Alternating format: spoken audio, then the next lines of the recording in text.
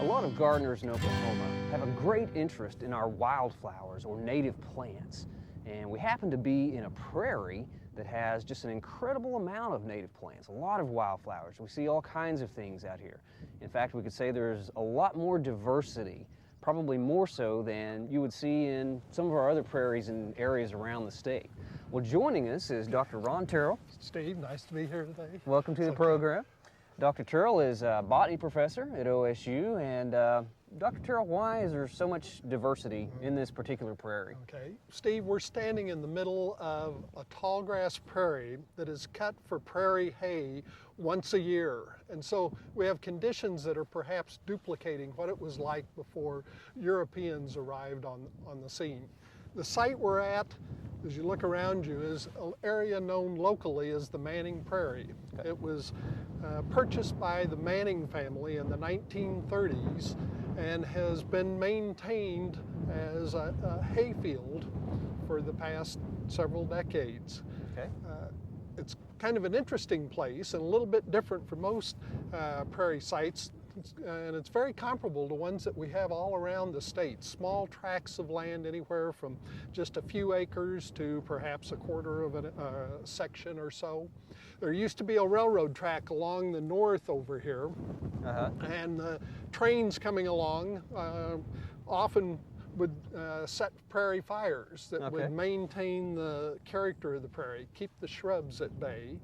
And then Mr. Manning, when he began to cut it for hay once a year, did something a little bit different than most people do. He would cut in August rather than the normal July.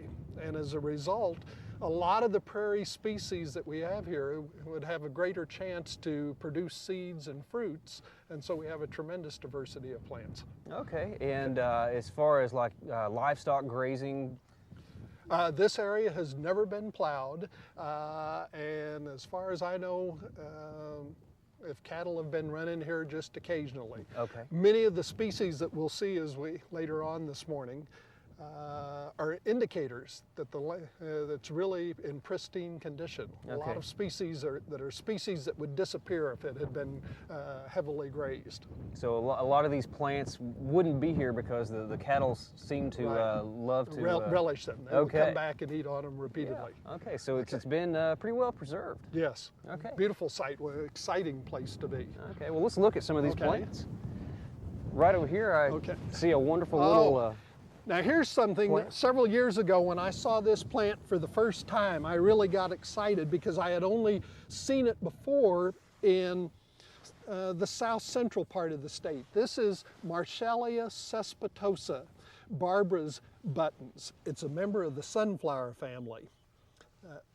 What you're looking at is not just an individual flower, but a whole cluster of flowers. These ones at the edge have already opened, and then the ones in the center have yet to open. Over the next several days, they'll gradually open, just a few at a time. Okay, so we have a whole cluster of flowers right there. It's characteristic. We refer to that as a head or a capitulum, to use the technical term. Okay. All right. Well. Okay. Let's look at a few of these plants back here. This here's a really showy blue plant that we've shown in our gardens, but as you can see, it's a naturally occurring plant. Yes, this is the Baptisia australis, or the wild blue indigo. It's one of several indigos that we have in the state, and this one's a little bit unusual in that it's not quite as tall and as erect as many of its relatives are. Normally it'll be perhaps half again as tall.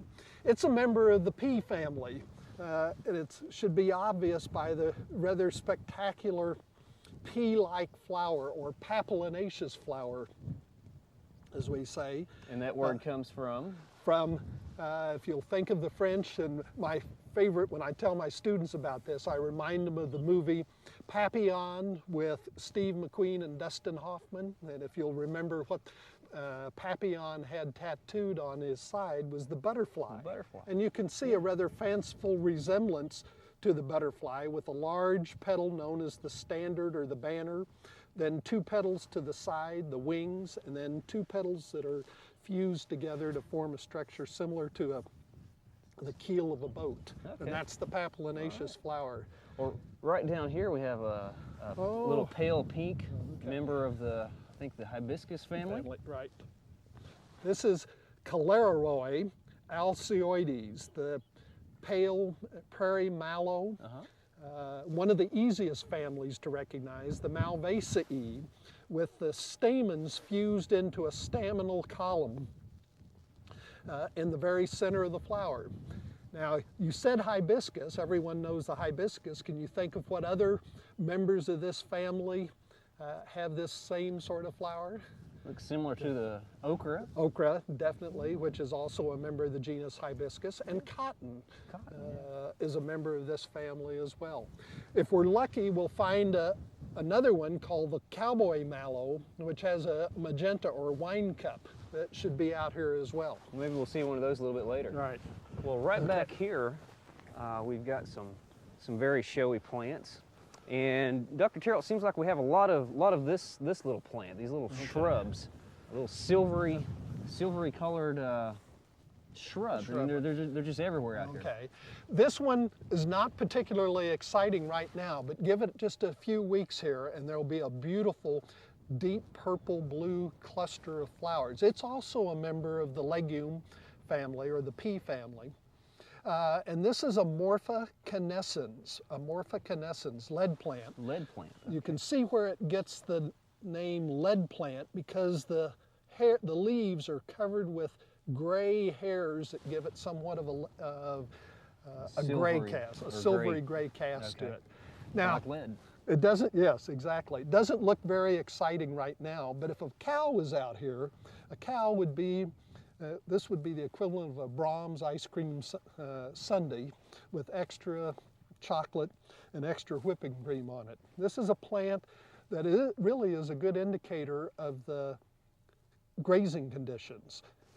It's highly palatable, highly nutritious. Cattle seek it out repeatedly, and it's one of the first plants to disappear when there's heavy grazing pressure in a prairie. So we know by its abundance here that we don't have those conditions. Okay, but yeah, I guess if we had some cattle out here, this would be one of the first to go.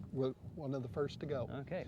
And as I mentioned, it's a member of the pea family. And if you look just past it, here's another member of the pea family with small papilionaceous, or those butterfly flowers again. This is scurf pea, Soralia tenuiflorum. Scurf pea. It's also a member of the family. It's kind of like the false blue indigo, only a lot smaller. A lot smaller. Yeah. Some might remind some of our viewers of Medicago, the alfalfa. Okay. The flowers are very it similar. does look similar to alfalfa. Okay. Well, let's go back here and look at some more of these native plants.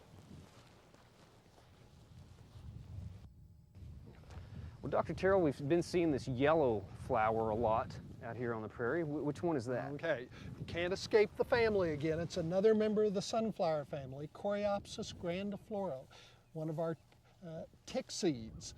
It and its relatives have been brought into cultivation. I'm sure you have some established at the gardens. We actually do, yeah. A beautiful thing, forms tremendous populations, provides showy color, and one of our spectacular wildflowers. You know, when I said you can't escape the family, there's 3 families in the state that dominate the landscape. The sunflower family, the Asteraceae, with about 300 species here in the state, 100 genera. The grasses, the Poaceae, which forms the green matrix or backdrop that we always take for granted, again about 300 species. And then we have the legume family, the Fabaceae, which is almost as large with 100 or so species in the state. And those 3 species you encounter time and time again as we walk. Okay.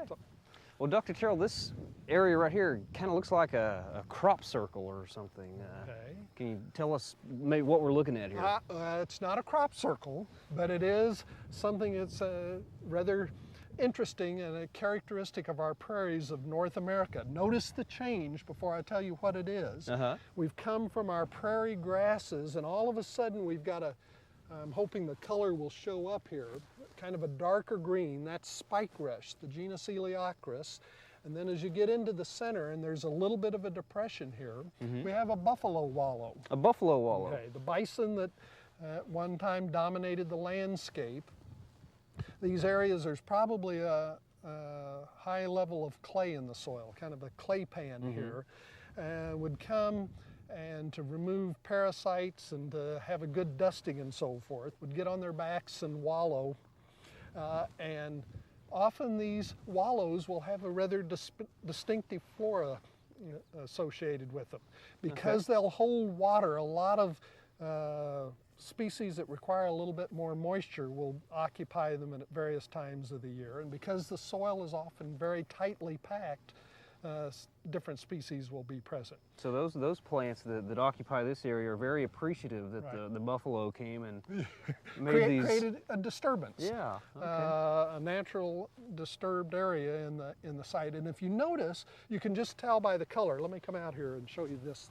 Notice this grass right here with a real delicate cast to it. Leaning over. You know, you see it right here in the wallow, but you don't see it up in the surrounding prairie at all. This is Agrostis, one of the tickle grasses. Again, it's a relative. It's very small spikelets, but it's a relative of the grass that's used in putting greens on golf courses and so forth. It's a bent grass, but it's one of our native bent grasses. Interesting. And then as one looks around, we have a number of different sedges here, members of the Cyperaceae. And you can see how this one could be kind of a pretty little thing in a water garden or in a wetland situation. Okay, so they also need the extra moisture that this buffalo wallow has created. And then right behind them here, I'm going to go ahead and pull one here, just the top part of the plant. This very inconspicuous sedge, I'm hoping it'll show up here. This is Spikerush. It's a flowering plant, and it's actually already past flowering and into fruit here. Naked stems, and then bearing a tight cluster of flowers right at the very end of the stem there. Okay. So we have grasses and then these little grass-like plants. Okay. Graminoids, the sedges. And characteristic of slightly wetter sites. Okay, well let's move on out of the buffalo wallow and see what else we can find. Well, Dr. Tyrl, this is a neat little white flowering plant. It's probably been catching your eye as we've been walking across the prairie here. Yeah. This is one of our species that's almost an endemic to Oklahoma. In fact, it even has the name Penstemon oklahomensis. Oh. The specific epithet oklahomensis, in a sense, reflects its geographical distribution.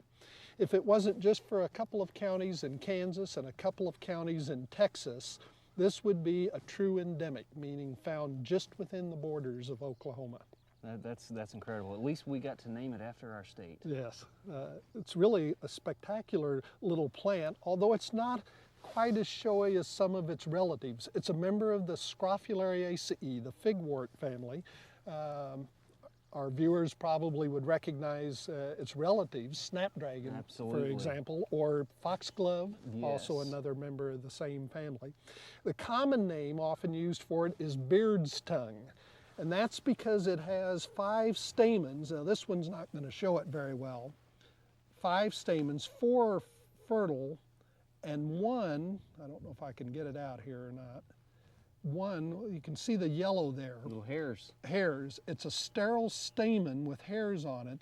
We call that a staminodium, and hence the name beard's tongue. A bearded tongue. Yep. Incredible. So, okay. You know, as we look at this one, it's one of its relatives is just a little ways down here. Let's go look at it in comparison. About 10 yards away here. Yeah. That's one of the exciting things about being in a prairie such as this. You can take 10 steps, look down, and there'll be something different there. Here we have, as you can see, another Penstemon. This is the big showy one that often people will see along the roadsides and so forth. Much larger flowers. Okay, the Penstemon cobea, or cobea, some people pronounce it. And it's a little easier to see how it's a true member of the Scrophulariaceae with that strongly two-lipped corolla there. Interesting, it'll have a considerable variation in color. This one's pretty white, but you'll see some, well, even you can see some of the variation on a little bit of pinkish the purple. buds that are opening. Yeah.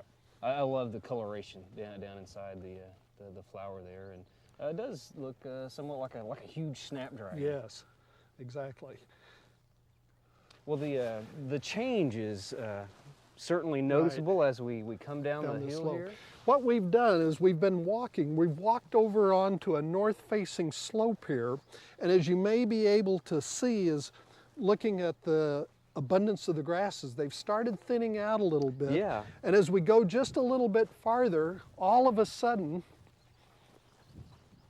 we come to an area where we have essentially no grasses at all, and then a profusion of a little annual plant in here. Notice how the soil, obviously quite rocky here, much thinner here. And you remember this expression from one of my classes, notice the change. Absolutely. A change in the environmental conditions often is accompanied by a change in the plants that are present.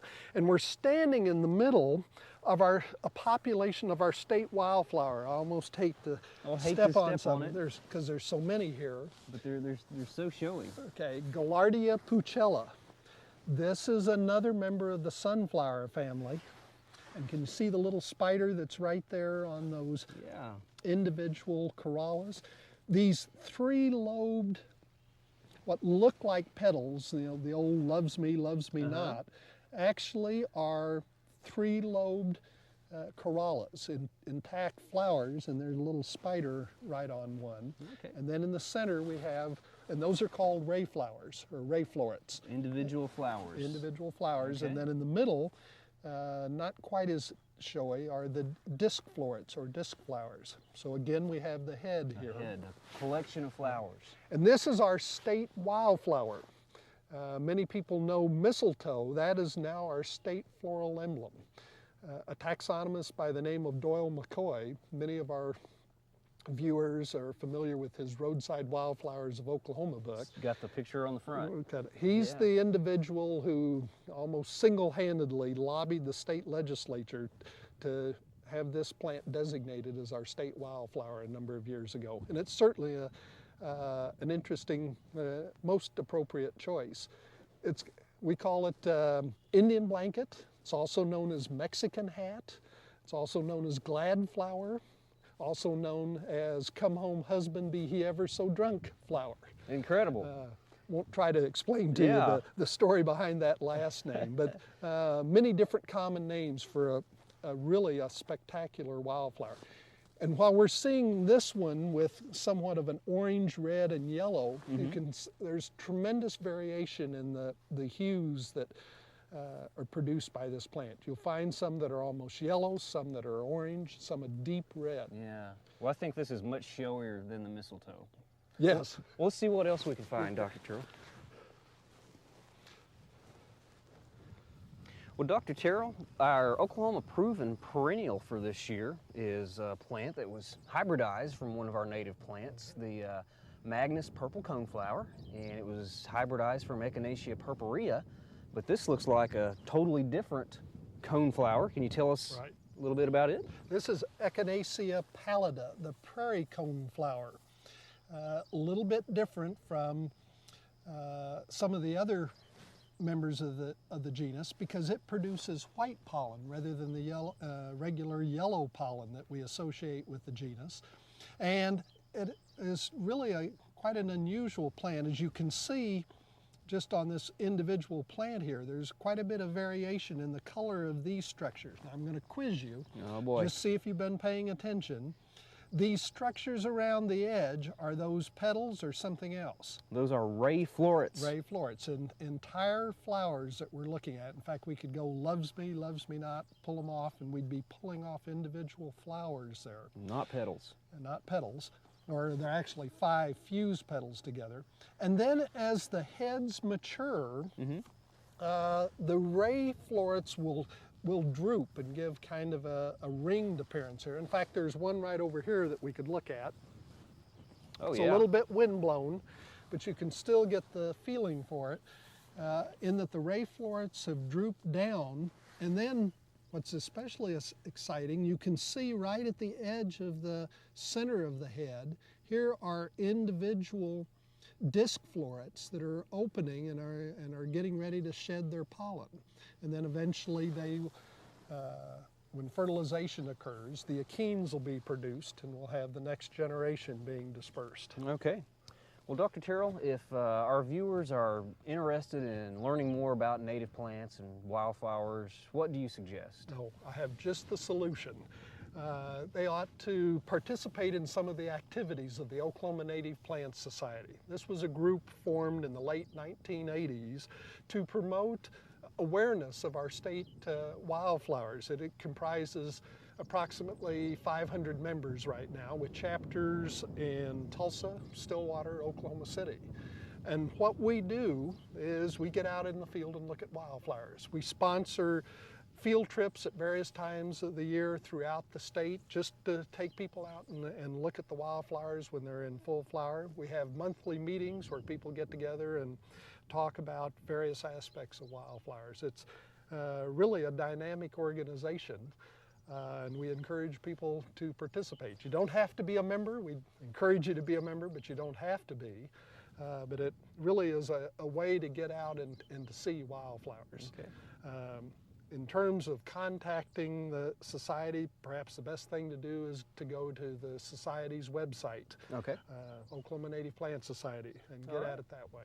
Okay, well, Dr. Tyrl, thank you so much. All right, any time to get in the field is the best time for me. Okay, I certainly appreciated it here. Okay. Okay, also like to say a big thanks to the Manning family for allowing us to come and do the tour of this prairie.